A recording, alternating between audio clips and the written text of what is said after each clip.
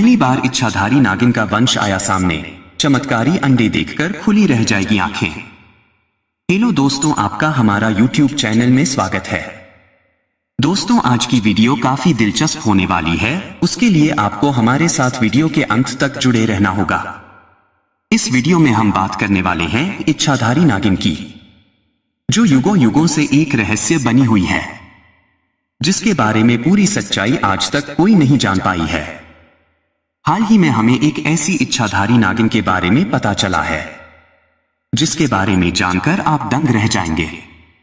यह सच्ची घटना उत्तर प्रदेश के एक छोटे से गांव में राघव नाम के लड़के के साथ घटित हुई है, जो महादेव का परम भक्त है। इसी वजह से राघव पर महादेव की असीम कृपा थी। राघव हर सोमवार को महादेव का व्रत रखता था व उनकी पूजा पाठ करता था। कभी कभी तो पूरा दिन राघव महादेव की भक्ति में निकाल देता था। एक बार सावन के महीने में राघव के साथ ऐसा चमत्कार हुआ जिसका जिक्र वह आज तक किसी के साथ नहीं कर सका। जी हाँ, इस चमत्कार को देखकर राघव की आवाज चली गई और वह किसी को कुछ नहीं बता पाया। लेकिन गांव का दूसरा लड़का भीम ने ये चमत्कार पेड़ के पीछे छुपकर देखा। उसने बताया कि सावन के महीने में हमारे गांव में बहुत ही बड़ा मेला लगता था। इस दौरान काफी सपेरे आते हैं और नागों का खेल दिखाते हैं। उस दिन राघव महादेव की भक्ति दिल से करता था और सांपों और अन्य जानवरों को खाना खिलाता था।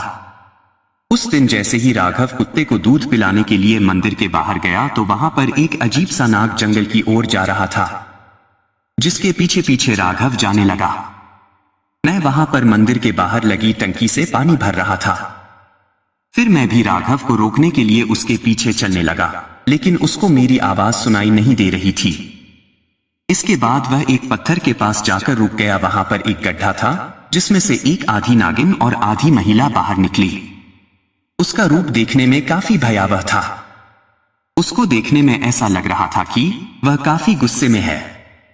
राघव उसे देखकर डर गया और भगाने की कोशिश करने लगा। तभी उस इच्छाधारी नागिन ने कहा कि आज तो तुमने मुझे देख लिया। इस जंगल में मैं काफी सालों से कैद हूं। एक सपेरे ने मुझे यहां कैद कर दिया है। मेरे साथ मेरे बच्चे भी हैं। अब तुम ही हमें यहां से बाहर निकलोगे। यह सुनकर राघव हैरान रह गया। फिर जैसे ही नागिन पूरी तरह गड्ढे से बाहर निकली तो उस गड्ढे में सोने की तरह चमक निकल रही थी। फिर राघव ने झांक कर गड्ढे में देखा तो उसे नागिन के 3 अंडे दिखे, जो कि सोने की तरह चमक रहे थे। यह देखकर राघव काफी हैरान रह गया और नागिन से खुद को सही सलामत यहां से भेजने की विनती करने लगा। कुछ ही देर में वहां पर एक सपेरा आया, जिसने उस नागिन को कैद कर रखा था। सपेरे ने राघव से कहा कि यह कोई मामूली नागिन नहीं, इच्छाधारी नागिन है। इस जंगल में मैंने इसको छुपाकर रख रखा है। तब फिर राघव ने पूछा, ये जो 3 अंडे हैं, यह क्या है? तब सपेरे ने बताया कि यह नागिन के अंडे हैं। इसमें से चमत्कारी नाग वंश निकलेगा, जिसका इंतजार मुझे कई सालों से है। यह नागिन यदि यहां से जाना चाहती है तो इसको अपने बच्चे मेरे हवाले करने होंगे। लेकिन नागिन नहीं मानी और बोली कि मैं ही अपने बच्चों की रक्षा खुद करूंगी, यहां से कहीं नहीं जाऊंगी। फिर सपेरे ने कहा कि यदि तुम्हारी यही इच्छा है तो रहो, लेकिन यह बच्चे जब ही जन्म लेंगे मैं इनको लेने जरूर आएगा। यह कहकर सपेरा वहां से चला गया और वह इच्छाधारी नागिन रोने लगी। यह देखकर राघव काफी भावुक हुआ और सोचने लगा कि मैं चाहकर भी इस नागिन की सहायता नहीं कर सकता।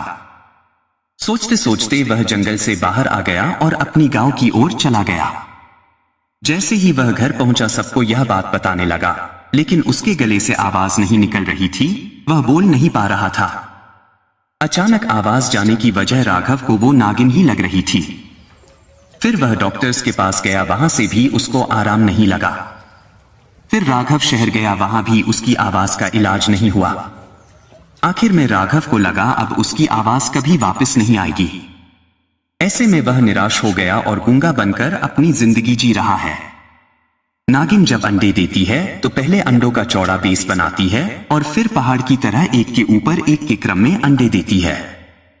जब वह अपने अंडे खुद ही खाने लगती है तो अंडे खाने के क्रम में जो अंडे इधर उधर लुढ़क जाते हैं, उन बचे हुए अंडों से ही कुछ सांप उत्पन्न होते हैं।